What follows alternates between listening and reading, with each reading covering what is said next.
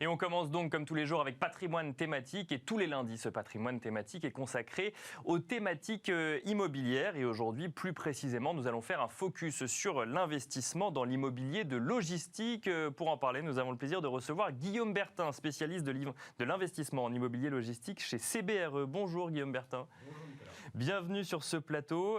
L'immobilier logistique, on a l'impression que ça revient à la mode aujourd'hui. C'est un sentiment diffus comme ça ou ça correspond à une certaine réalité ? Alors vous avez raison, ça correspond à une vraie réalité aujourd'hui. C'est une classe d'actifs qui attire beaucoup de capital en ce moment, pour des raisons que je vais vous exposer bien sûr. Si vous souhaitez, je peux peut-être mettre les choses en perspective sur le marché de l'investissement global en immobilier d'entreprise. Le marché en 2020 de l'immobilier d'entreprise, c'est-à-dire bureaux, commerce et logistique, c'est à peu près 29 milliards d'euros. D'accord. Et la logistique en 2020, là-dedans, c'est 4 milliards et demi d'euros à peu près investis, c'est-à-dire à peu près 16% des volumes. D'accord. Mais il y a une vraie accélération effectivement en cours de ce marché, puisque les perspectives en 2021 d'atterrissage sont plutôt à 6 milliards d'euros pour la partie logistique, ce qui va représenter une part de marché globale d'environ 25%. Et ça s'explique par quoi ? Parce que vous nous avez cité 3 grandes thématiques, bureau, commerce, logistique. Bureau, on voit l'essor du télétravail, commerce, on voit l'essor du e-commerce, et donc en fait, les investisseurs se disent qu'il vaut mieux aller sur la logistique, c'est ça ? Alors, vous avez raison, il y a un rééquilibrage qui est en cours, notamment par rapport au bureau, qui évidemment vit en ce moment un léger trou d'air. Je dirais qu'il y a 4 raisons qui poussent les investisseurs à se positionner sur ce marché-là. La première raison, c'est une raison financière que vous connaissez, puisqu'il y a évidemment beaucoup de liquidités en ce moment sur les marchés à placer. Bien sûr, donc il faut les placer quelque part. Il faut bien les placer quelque part. Donc on cherche de nouvelles thématiques d'investissement ? Absolument, vous avez tout à fait raison. Ok. La deuxième raison, c'est une raison économique, puisque la pandémie a accéléré le e-commerce. Le e-commerce est passé de 40 milliards en 2018 à près de 60 milliards, un peu plus d'ailleurs de 60 milliards en 2020, et donc la tendance continue. D'accord. Donc les investisseurs cherchent évidemment à se positionner sur ce marché pour accompagner ces changements sociétaux. Bien sûr. Et donc aller sur l'immobilier de logistique, vous allez peut-être nous l'expliquer, mais ça veut dire en fait accompagner cette transition vers le e-commerce, c'est ça ? Absolument. Le e-commerce, ça bouscule un peu les moyens de faire de la logistique. Bien sûr, parce qu'il faut livrer, donc il faut livrer chez le client final, plus dans les magasins. Ça nécessite plus de livraison, donc des process logistiques différents. D'accord. Je pense qu'on y reviendra. Alors, la troisième raison, c'est une raison immobilière, puisque le marché logistique français se caractérise par des loyers qui sont finalement assez faibles au regard de nos voisins européens, que sont la Grande-Bretagne et l'Allemagne. Quelle que soit la thématique d'investissement ou le secteur d'activité ? Je dirais que oui, absolument. On a des différences de loyers assez franches, même par rapport à l'Angleterre, par exemple. Ça peut aller du simple au double. D'accord. Donc effectivement, ça amène un certain nombre de clients à s'interroger sur pourquoi en France c'est bas et est-ce que ça va augmenter. Et quel lien direct avec la logistique du coup ? Les loyers logistiques sont bas. Alors, quand vous êtes investisseur sur le marché, vous achetez pour obtenir un rendement. Bien sûr. Et donc, vous avez besoin de capter ce loyer. Et évidemment, si le loyer augmente dans le futur, eh bien, votre rendement va augmenter. Et donc, du coup, parce que vous nous donnez 4 piliers qui viennent expliquer l'investissement logistique, ce troisième pilier des loyers bas, c'est-à-dire qu'on s'attend à ce que les loyers augmentent dans le secteur de la logistique plus précisément ? Tout à fait. D'accord. Alors, ça a déjà commencé. Ça a commencé depuis maintenant 3 ou 4 ans, où on voit des croissances de valeurs locatives qui sont même assez fortes sur certains secteurs. D'accord. Il faut savoir que les loyers logistiques ont été extrêmement stables pendant 40 ans en France. Donc, on attendait évidemment cette hausse qui ne venait pas. Et puis, cette accélération du e-commerce, la reprise économique, a fait qu'effectivement, ça a commencé, donc il y a à peu près 4 ans, avec des hausses de valeurs locatives qui ont pu représenter 2-3% pour des grands entrepôts logistiques que vous voyez le long de l'autoroute. Bien sûr, oui, complètement. Mais pour certains bâtiments qui sont positionnés extrêmement proches des centres urbains, et donc qui servent là justement à acheminer cette marchandise chez le client final, ce fameux e-commerce. Bien sûr, oui. Ce qu'on appelle les dark stores ou c'est pas forcément ça ? Non, c'est pas forcément ça. On y reviendra si vous voulez sur l'objet immobilier que ça représente. Mais les loyers de ces bâtiments qui sont positionnés très proches des centres urbains ont, pour certains, connu une hausse de valeur locative de près de 30% en 5 ans. Okay, c'est absolument colossal. Et ça n'est pas fini. La tendance, évidemment, continue continue à augmenter. Et alors le quatrième point, rapidement? Le quatrième point, c'était un point plus, je dirais, structurel, puisque effectivement, il y a un rééquilibrage des investisseurs, de leur allocation sur la partie logistique. Le bureau était un peu surpondéré en France sur les 10 dernières années. Parce qu'il offrait d'un côté des bons rendements, de l'autre, il donnait l'impression d'être relativement sûr, puisqu'on louait à de très grandes entreprises. Et puis, d'un coup d'un seul, l'accélération du télétravail conduit peut-être à revoir un petit peu ces allocations. Oui. Voilà, absolument. Et puis, c'est un marché sur lequel il y a plus de liquidité locative. En ce sens qu'il y a plus de demandes, les biens se louent évidemment plus facilement, il y a plus de demandes, tout simplement.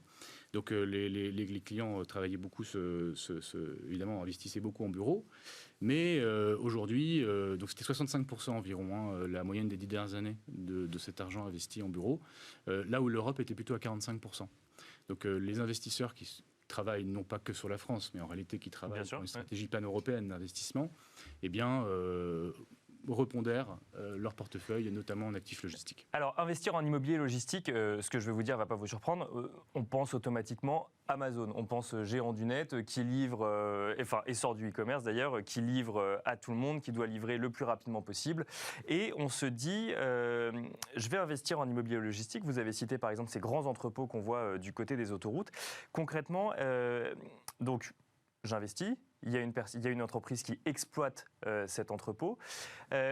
On se demande en fait, est-ce que c'est liquide? C'est-à-dire, est-ce qu'il y a beaucoup d'exploitants sur le marché ou est-ce que en fait, c'est des très gros finalement qui exploitent tous ces entrepôts? Alors les très gros, c'est ceux qu'on voit. Donc évidemment, c'est ceux qu'on a en tête. Mais nous, chez CBRE, on est sur le marché au quotidien, sur le terrain. Et en réalité, on a des utilisateurs qui peuvent être beaucoup plus petits. D'accord. En réalité, des petits acteurs de logistique, mais aussi des utilisateurs finaux, des sociétés qui livrent directement chez les clients et qui sont de taille plus modeste. Donc on a vraiment tous les profils. Et il n'y a pas que les grands noms de ce e-commerce, même si effectivement ils sont très symptomatiques et puis ils justifient une bonne part des volumes.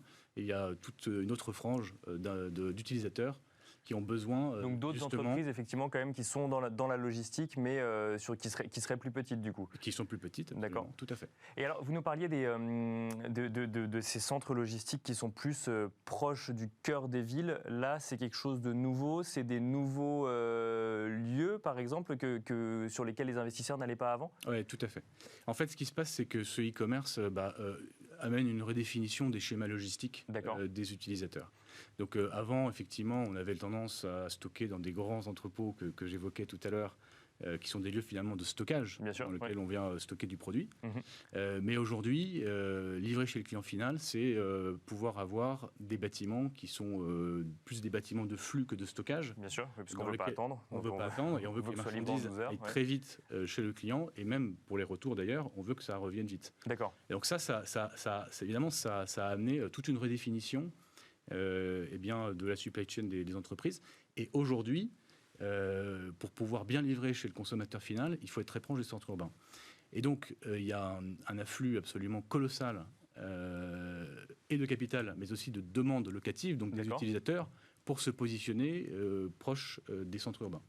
Et c'est très compliqué de trouver, évidemment, ce type de produit, puisque, vous le savez, la ville est dense, bien sûr, la ville se développe. Oui, mais on pourrait se dire, vu que ce n'est pas des emplacements numéro 1, puisqu'on n'a pas besoin d'avoir pignon sur rue. Finalement, quand on fait de la logistique, il suffit d'avoir un local qui soit bien placé, mais on se fiche pas mal de savoir s'il y a une terrasse ou s'il y a une vitrine ou autre. Non, ça reste compliqué quand même. Tout à fait, ça reste extrêmement compliqué. Les taux de vacances sont très très bas sur nos marchés. Je vous donne un exemple. Si vous cherchez aujourd'hui à livrer sur Paris, vous allez probablement devoir étudier une solution immobilière qui va se trouver autour de la 86. D'accord. Qui est bien sûr. Pour nous, en logistique, le périphérique. Il faut apporter effectivement les marchandises, oui, bien sûr. Le taux de vacances aujourd'hui sur ces bâtiments sur le marché 86, c'est moins de 5%. D'accord. Donc c'est très compliqué de trouver.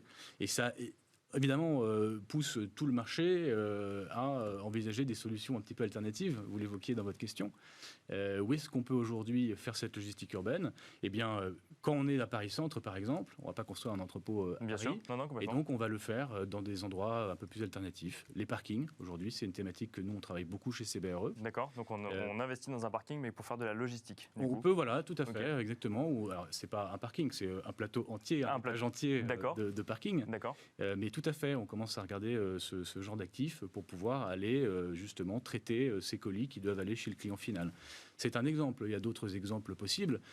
Par exemple, on fait de la logistique urbaine dans ce qu'on appelle des parcs d'activité, c'est-à-dire normalement des bâtiments qui sont divisés en petites cellules pour des PME, PMI, qui sont situés en première couronne parisienne, par exemple.